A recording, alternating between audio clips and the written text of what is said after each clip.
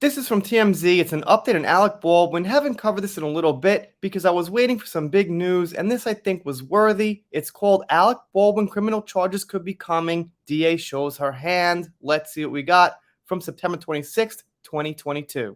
Alec Baldwin could be facing criminal charges in connection to the fatal Rush shooting because the DA is asking New Mexico for help in financing several potential prosecutions.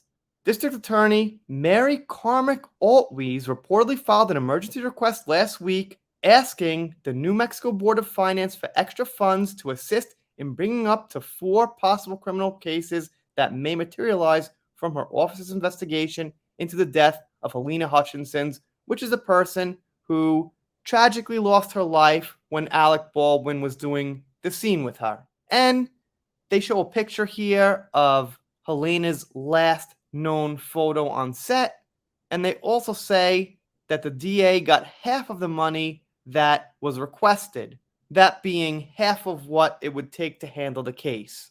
The DA has since said that she'll be seeking the remainder of the dough through a special appropriation request, which suggests she may actually need the full amount to bring any charges related to the fatal incident on the Russ set. So it seems like she doesn't have all the money yet, and without that, the case might not be able to go forward, which is what I'm reading here.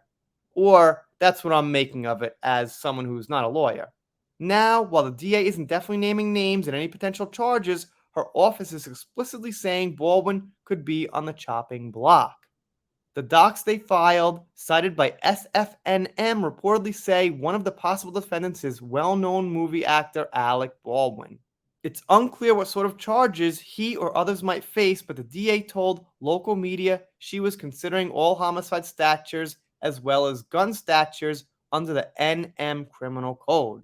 Baldwin has maintained that Helena's death was an accident and not his fault in the slightest, deflecting blame to other crew members whom he says should have checked the gun to make sure it wasn't loaded and was functioning properly.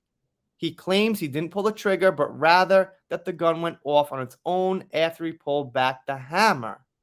Okay, then. I see where he's coming from. You're the actor. You're just the person getting the prop that's supposed to be fake. Having said that, you should do some research, know what you're getting into. But I could see how it's more complicated than, well, it was just his fault or just one person's fault. And by the way, I'm no fan. I don't actually like Alec Baldwin so much. And the DA says she has not yet gotten the final report from the sheriff's office. She also notes that she'll be treating this like any other case, including preliminary hearings if there's enough evidence to proceed. And that, of course, is a key thing. I always say here about all the cases I cover, gotta have a certain amount of evidence to move forward, or else we're just talking about what we think, our opinion, our feelings, and things like that. Looks like they got a little reenactment video up here, so that's kind of interesting. Some computerized Alec Baldwin.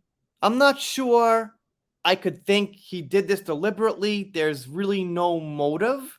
I mean, motive's an important part of a case. Like, what motive does he have to just randomly shoot this person? I'd say pretty much none. So if the case does go through, it's going to have to be something of irresponsibility or negligence or something like that, because motive is pretty much impossible to prove here. Anyway, figured I'd have a quick update on this. Kind of having a busy week if you're following me. Probably not quite as many videos as usual, but at least one a day. I'll try to squeeze in 2. Going to get back to Manson and Depp when I get a chance. Anyway, if you're not subscribed here, consider it. And if you don't consider it, I'll be sad, but I'll get over it. Done here for now. See you next time.